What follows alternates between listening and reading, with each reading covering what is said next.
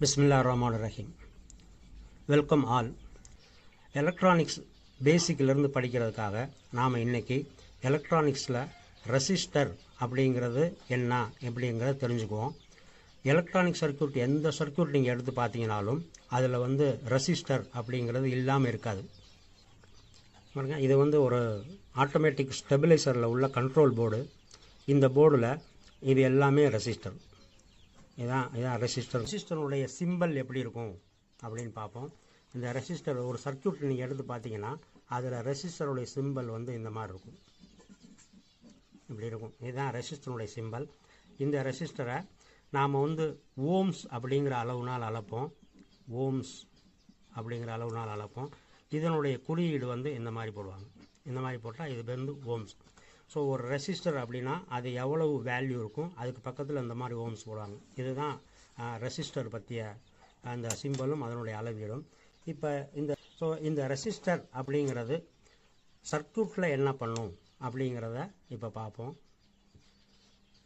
இது ஒரு power supply board. இந்த டிரான்ஸ்ஃபார்மர்லேருந்து இந்த டிரான்ஸ்ஃபார்மருடைய சப்ளை எடுத்து இங்கே டிசி பண்ணி இந்த ரெகுலேட்டர் மூலமாக நம்ம 5 வோல்ட் பவர் சப்ளை எடுத்திருக்கோம்.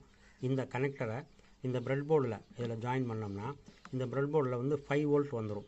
இந்த 5 வோல்ட்டில் இங்கே மேலே உள்ள இந்த லைன் எல்லாம் நெகட்டிவ் வோல்டேஜும், இந்த ரெட் கலர் ஒயர் இந்த லைன் எல்லாத்துலேயும் பாசிட்டிவ் வோல்டேஜும். இப்போ இந்த இடத்துல நமக்கு 5 வோல்ட் இருக்கும். ஸோ இந்த வரக்கூடிய இந்த லைனை இங்கேருந்து ஒரு ஜம்பர் ஒயர் போட்டு இங்கே ஜாயின் பண்ணி இங்கேயும் ஃபுல்லாக நெகட்டிவ் வோல்டேஜ் இருக்கும். இதிலேருந்து ஜாயின் பண்ணி இதில் ஃபுல்லாக பாசிட்டிவ் வோல்டேஜ் இருக்கும். ஸோ இந்த போர்டை வச்சு நாம் இன்றைக்கி இந்த ரெசிஸ்டர் ஒரு சர்க்யூட்டில் என்ன செய்யுது அப்படிங்கிறத புரிஞ்சுக்க போகிறோம். இந்த சர்க்யூட் போர்டில் இது பாசிட்டிவ், இது நெகட்டிவ். பார்த்தீங்கன்னா இங்கே 5 வோல்ட் இருக்குது. ஸோ இந்த பாசிட்டிவ் இந்த நெகட்டிவில் 5 வோல்ட் இருக்குது. இந்த 5 வோல்ட் எனக்கு இங்கே கிடைக்கிது.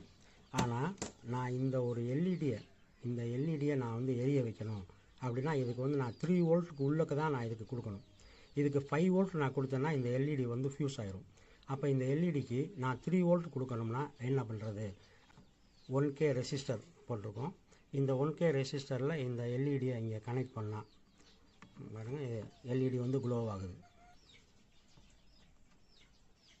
பாருங்கள் 5.13 வோல்ட் இருக்குது.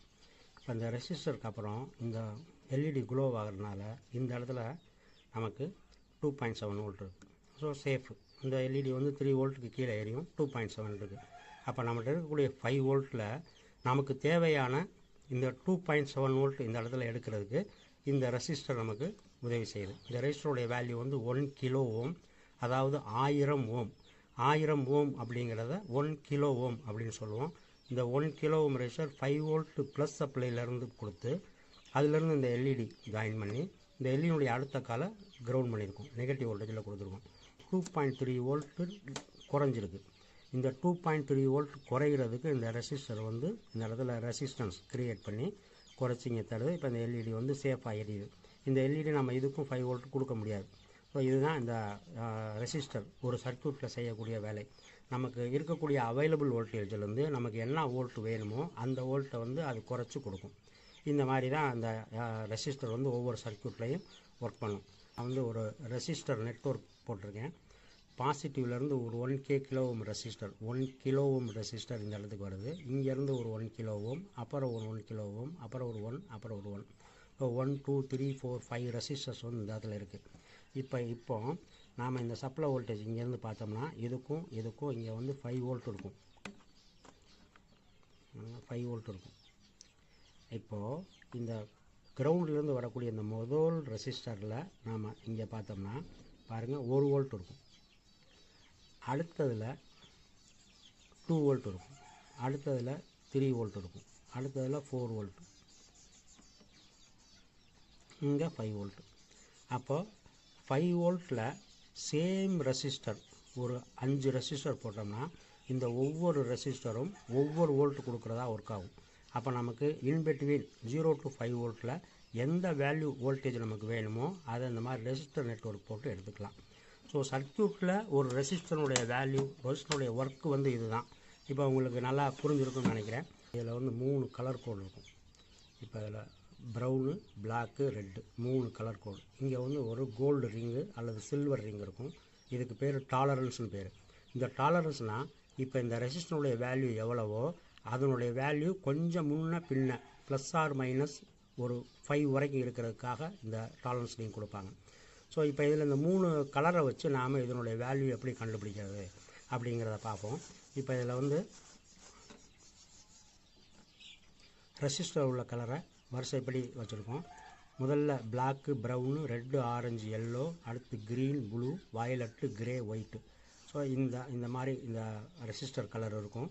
இதில் இந்த பிளாக் இருந்துச்சுன்னா அதுக்கு வேல்யூ வந்து 0, ப்ரௌனுனா வேல்யூ 1, ரெட்டுனா வேல்யூ 2, ஆரஞ்சுக்கு வேல்யூ 3, எல்லோவுக்கு 4, க்ரீனுக்கு 5, ப்ளூவுக்கு 6, வயலட்டுக்கு 7, கிரேக்கு 8, ஒயிட்டுக்கு 9. இந்த மாதிரி நம்ம இதுக்கு வேல்யூ கொடுத்துருக்கோம். இப்போ இந்த பிபி, இந்த பிளாக்கு, ப்ரௌனு, ராய் இந்த மாதிரி சொல்கிறோம்ல, இதை வந்து நம்ம எப்படி ஞாபகம் வச்சுக்கலாம் அப்படின்னா, பிபி ராய் அப்படின்னு ஒரு நபருடைய பேர். BB Roy of Great Britain has very good wife. இந்த மாதிரி இதை ஞாபகம் வச்சுக்கலாம். ஸோ இப்போ இதுக்குள்ளே இந்த வேல்யூஸை எடுத்துக்கிட்டு ஒவ்வொரு ரெசிஸ்டருக்கும் இந்த வேல்யூ என்ன இருக்குது அப்படின்னு பார்த்து அதனுடைய வேல்யூவை நம்ம கனெக்ட் பண்ண போகிறோம். பாருங்கள், இந்த ரெசிஸ்டரில் ப்ரௌனு, பிளாக்கு, ப்ரௌனு 3 கலர் இருக்குது. ப்ரௌன், பிளாக்கு, ப்ரௌன், கடைசியில் வந்து இந்த கோல்டு ரிங் இருக்குது. இப்போ நமக்கு 3 கலர் ப்ரௌன், பிளாக்கு, ப்ரௌன். இப்போ இந்த ப்ரௌன், பிளாக்கு, ப்ரௌனுக்கு பாருங்கள், ப்ரௌனுக்கு 1, முதல் கலருக்கு 1ங்கிற நம்பர் போட்டுடணும். ரெண்டாவது பிளாக்குக்கு 0வுக்கு அந்த 0ங்கிற வேல்யூவை போட்டுடணும். மூணாவது ப்ரௌன், மூணாவது கலருக்கு மட்டும் என்ன நம்பர் இருக்கோ அத்தனை 0 போடணும். இதில் 1 இருக்கனால ஒரு 0 போடணும். இப்போ 100ன்னு போட்டால் இதுதான் ஓம். இந்த ரெசிஸ்டர் ப்ரௌன், பிளாக், ப்ரௌன் அப்படிங்கிற ரெசிஸ்டர் வந்து 100 ஓம். இன்னொரு எக்ஸாம்பிள் பாருங்கள், இதில் வந்து எல்லோ, வயலட்டு, ப்ரௌன் 3 இருக்குது. ஸோ எல்லோ அப்படின்னா அதுக்கு வந்து 4, அடுத்து வயலட்டு அதுக்கு வந்து 7, அதுக்கடுத்து ப்ரௌனுக்கு 1னா ஒரு 0 இங்கே போட்டோம்னா 470 ஓம். ஸோ இது வந்து 470 ஓம். பாருங்கள், இதில் ப்ரௌன், பிளாக், ரெட்டு இருக்குது. ப்ரௌனுக்கு 1, செகண்ட் பிளாக்குக்கு 0, அடுத்து ரெட்டு இருக்குது. பாருங்கள், அடுத்து ரெட்டு இருக்கிறனால ரெட்டு வந்து 2 இருக்கிறனால 2 0 போட்டோம்னா இது வந்து 1000 ஓம்.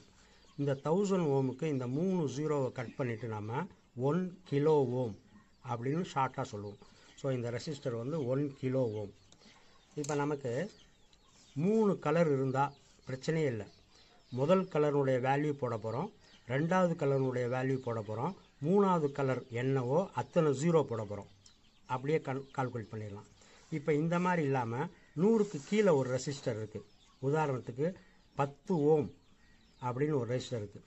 இந்த மாதிரி 10 ஓம்னு ஒரு ரெசிஸ்டர் இருந்தால் அதனுடைய கலர் கோடு வந்து எப்படி இருக்கும்? இதுதான் 10 ஓம். இதில் கலர் கோடு எப்படி இருக்குது? ப்ரௌன், பிளாக் 3 இருக்குது. இந்த மாதிரி பிளாக்கு 3வது இடத்துல பிளாக் வந்துச்சுன்னா அதுக்கு வேல்யூ இல்லைன்னு அர்த்தம். அப்போ அதை விட்டுறணும்.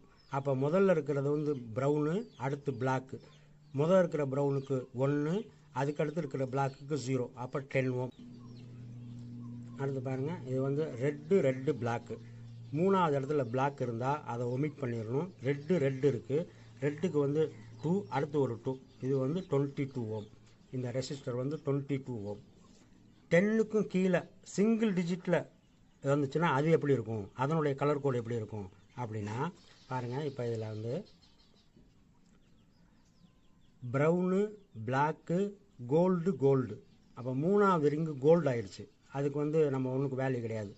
அப்போ முதல்ல ப்ரௌனுக்கு 1, அதுக்கு அடுத்து ஒரு பிளாக் இருக்குது, அந்த பிளாக்குக்கு வேல்யூ கிடையாது. அப்போ இது வந்து 1 ஓம். பாருங்கள், இது வந்து 1 ஓம். சிங்கிள் டிஜிட்டில் உள்ள 1 ஓமுக்கு எப்படி இருக்குது? Brown, block, gold. ஸோ இந்த 1 ஓமுக்கு ப்ரௌனு, அடுத்து பிளாக்கு, அடுத்து கோல்டு. ஸோ முதல்ல ப்ரௌன், ரெண்டாவது பிளாக். இந்த பிளாக்குக்கு வேல்யூ கிடையாது, இந்த ப்ரௌனுக்கு மட்டும் 1 போட்டு. ஸோ இது வந்து 1 ஓம். பாருங்கள், இப்போ இந்த மாதிரி இருந்தால் கோடு வந்து ஆரஞ்சு கோல்டு, ஆரஞ்சு கோல்டு. இப்படி இந்த மாதிரி இருந்தால் ஆரஞ்சு ஆரஞ்சு கோல்டு கோல்டு இப்படி இருந்ததுன்னா ஆரஞ்சுக்கு அதனுடைய வேல்யூ வந்து 3, அடுத்து ஒரு ஆரஞ்சுக்கு ஒரு 3. இப்போ இங்கே கோல்டு இருக்குது. ஸோ இங்கே வந்து நமக்கு 2 கலரில் ஆரஞ்சு இருக்கனால 3 வரனால இந்த இடத்துல புள்ளி வச்சு 3.3 ஓம். ஸோ இது வந்து 3.3 ஓம். அப்போ 1 ஓம் 3 ஓம் 3.3 ஓம் இந்த மாதிரி சிங்கிள் டிஜிட்டில் வர்றதுக்கு பூரா நமக்கு முதல் வரக்கூடிய அந்த ரிங்கில் உள்ள வேல்யூவும் ரெண்டாவது வரக்கூடியதும் நடுக்குள்ள டாட் வச்சு எடுத்துக்கணும். கடைசியில் அதாவது முதல்லேருந்து ரெண்டாவதுல பிளாக் வந்துன்னா அந்த பிளாக்கை ஒமிட் பண்ணிடணும், ப்ரௌனை மட்டும் எடுத்துக்கணும். ஸோ இந்த மாதிரி நம்ம வந்து சிங்கிள் டிஜிட்டுக்கு 2 டிஜிட்டுக்கு வரதில் இந்த மாதிரி இருக்கும். 3வது ரிங்கு வந்து பிளாக்காக இருக்கும், அந்த பிளாக்கை ஒமிட் பண்ணிவிட்டு 2க்கு நம்ம வேல்யூ எடுத்துக்கணும். ஸோ 3 கலர் இருந்தால் பிரச்சனை இல்லை, இந்த மாதிரி நம்ம முதல்ல பார்த்த மாதிரி இப்படி பண்ணிக்கலாம். ஸோ இதுதான் ரெசிஸ்டர் பற்றி நாம் தெரிஞ்சுக்க வேண்டியது. அடுத்த கிளாஸில் நம்ம வந்து டயோடு பற்றி தெரிஞ்சுக்குவோம். மீண்டும் சந்திப்போம்.